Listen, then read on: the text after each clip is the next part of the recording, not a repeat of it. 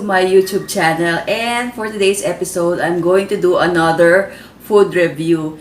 And I'm very excited for this episode kasi I've been featuring yung mga food dito sa Pampanga, but this time around, they are selling here in Angeles City, but originally, they are from Bulacan. And yung mga recipes niya, I'm very proud to say na very close to my heart because she, the owner of this food business, got her recipes from her mom. So, yung mga recipes na natutunan niya from her mother, dinala niya dito sa Angeles City. Kaya, very close sa akin kasi alam niyo naman, yung YouTube channel ko is my mom's recipes deleted by Alzheimer's. So, in a way, very similar siya sa akin. Okay, so, ang pangalan ng business is Ganitas, Angeles City, and they are selling ito, yung Pansit Malabon, ayan, and their special rice cake. Ayun, papakita ko later. Ito, nandito siya. So, I'm very excited to try their products. Okay, so let's try the Pansit Malabon. Okay, so very interesting. Yung name niya is Ganita because yung Gani is the name of his father and yung Nita is the name of her mother. So I like people who really honor their parents, and pangalan pa yun sa business nila is really very heartfelt, and alam mo talagang she cherishes her family roots. Ayun. So, these are Bulacan recipes here in Angeles City. Kaya I'm very interested to know how they fare well sa ating mga taga Pampanga, di ba? So, I'm very attracted to this kasi ang ganda ng pagkagawa niya sa toppings niya. Ayan. Very generous. It has seafoods. May shrimp, may squid. Okay, and it has vegetables in it. Very generous. May pork din, no? And actually, nakakatuwa dito because actually yung famous brand natin dito sa Angeles, I'm not ordering anymore because ayun, nagtitipid na sila sa ingredients eh. So, isang big turn off yun, di ba, sa mga food businesses natin na kapag nagsiscrimp na sila o nagtitipid sa ingredients, hindi na siya that appealing. Ako, for me ha, even though very famous ang brand name nila, ganyan, pero kung alam niyo nang nagtitipid na sa ingredients, ako, I really don't patronize those products anymore. Oo. Kasi sa umpisa, sometimes they're very good. Kaya lang habang tumatagal, kapag tinatangkilik na, medyo yun, nagba-back off na sila or nag-lay off pagdating sa quality. Okay, so let's try their Pansit Malabon ha. So, ito, wow. Okay, so ang alam natin, ang difference ng Pansit Luglog sa Pansit Malabon is their thick noodles. Ayan, so very thick yung noodles nila. And I like it dahil maraming vegetables. Yun pa, may pechay siya dito. Ayun, and ano to, I think they have, I'm not sure what this is, carrots, yeah. May carrots sa malabon niya. Okay, and yung sauce niya, it's not too heavy. It's parang light lang and nakamix na siya. Okay, so try ko guys ha. Yeah, it's good. Malasa siya guys. What I can say is that hindi siya nakakaumay. Okay, kasi I think sa ating mga Kapampangan, mahilig tayo sa mas sauce na palabok, gano'n, di ba? Yung version pala nila dito sa Bulacan, it's just right. It's quite dry, but hindi siya dry na parang kaya mo nang kainin, no? So, it's somewhat really different talaga. And it's very flavorful ha. Parang nadalasahan ko may pagka parang roasted yung flavor or may pagka-roast feeling yung kanyang mga ingredients, parang gano'n. It's really good. It's good. Isa pa ha, try ko pa isa.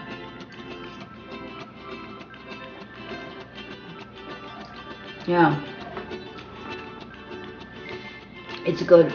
It's entirely different from our recipe here in Angeles na pancit malabon or pancit logdog. It's really different. It's very interesting.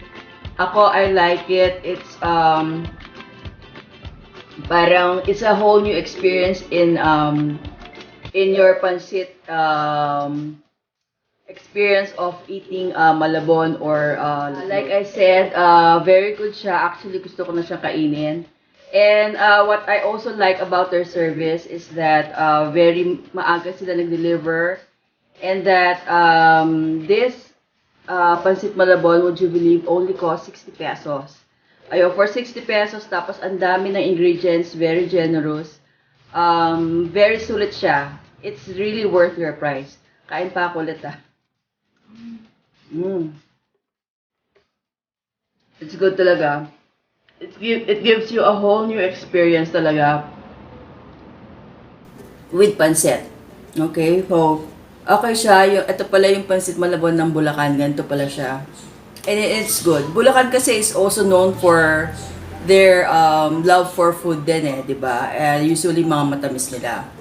So, let's go naman to their rice cake. Okay, so ito rice cake na to, it's very popular even here in Angeles City. But we have a different version. Okay, so ito siya guys. Magaling talaga sila when it comes to presentation. Talagang hands-off, very enticing talaga. And di ba may kasabihan tayo that we eat with our own eyes. So sila 101% talaga pasado sila aesthetically when it comes to the appearance of their food. Ayun. So ito yung kanilang rice cake. Ayan, with coconut. As you can see, oh, very thick yung filling sa taas. Yung toppings nila, ayan no. Very thick talaga and very generous. So, actually ngayon lang ako nakakita ng ganito. Kasi usually, di ba, yung toppings na coconut sa taas, parang it's just a covering lang sa top layer. Pero ito talaga, it's a parang 1 centimeter thick siya. Ganun ka taas yung kanyang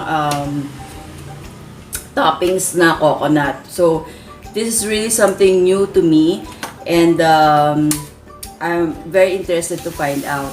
By the way pala, they only started their business here in Angeles City last year lang during pandemic. As you well know, di ba halos lahat ng mga tao went to online businesses just like food during the pandemic. Kaya ito yung mga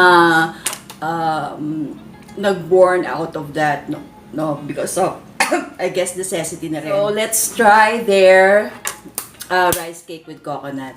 Okay, so wow, very generous talaga yung toppings nila. Again, just like sa malabon, and this time sa rice cake, very generous talaga. So eto siya guys, oh.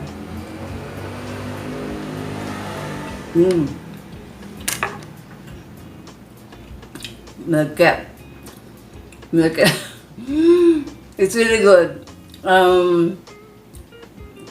Very soft yung rice niya ha, sa baba. Talagang very soft. It's really very different sa version natin dito sa Angeles. It's very different, pero actually, pagdating sa flavors, masarap siya. And I like it very much. Kasi sa version natin dito sa Angeles, yung rice cake natin, it's rich, thick, and gooey, di ba? Ito, it's kinda dry. It's dry yung toppings niya, and sa baba, very moist siya. Pero, very flavorful siya ha. Very flavorful, and ang rich ng flavor talaga. The flavor is very rich. I like this version.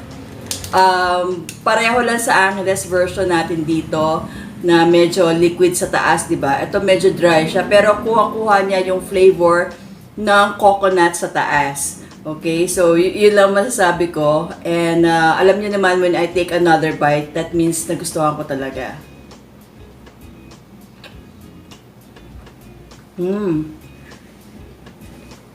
It's really good. Tama-tama lang talaga. And it's not too sweet. Yun din ang gusto ko sa kanya. Sakto lang talaga. Very soft.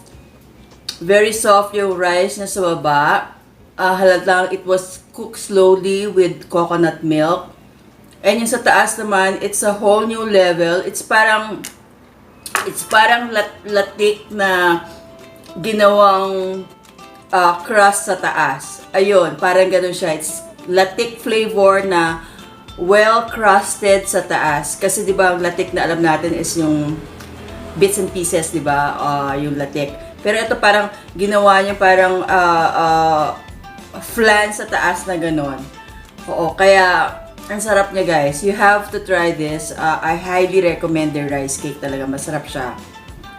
Okay, one thing lang ang di ko lang for me ha. For the price of 80 pesos, okay na siya, pwede na. Pero yung sa size, I think medyo quite pricey for 80 pesos. Yun lang, kasi medyo maliit siya, no? Pero, it's still worth it to buy this because very, very concentrated yung flavors. Very flavorful siya and still worth your money. Okay? So, kahit na medyo smaller in size. Kasi if you compare it sa rice cake natin dito sa Angeles, medyo malaki ng konti. Malaki ng konti yung 80 pesos natin dito. Okay, kasi meron din akong rice cake na binibilan na 80 pesos dito sa Angeles na it's a little bit bigger in size. Pero wala akong masabi flavor-wise and taste. You know, it's really good. And ang maganda pa dito, you can buy a bilao of this and maganda siyang giveaway this coming Christmas.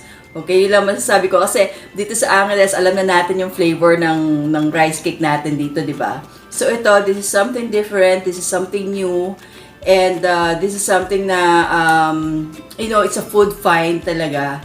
And I highly, highly recommend their products. Ayun, so yun lang, dalawa lang kasi yung menu nila, pero alam nyo, they have already almost 2,000 na yung followers nila sa Facebook.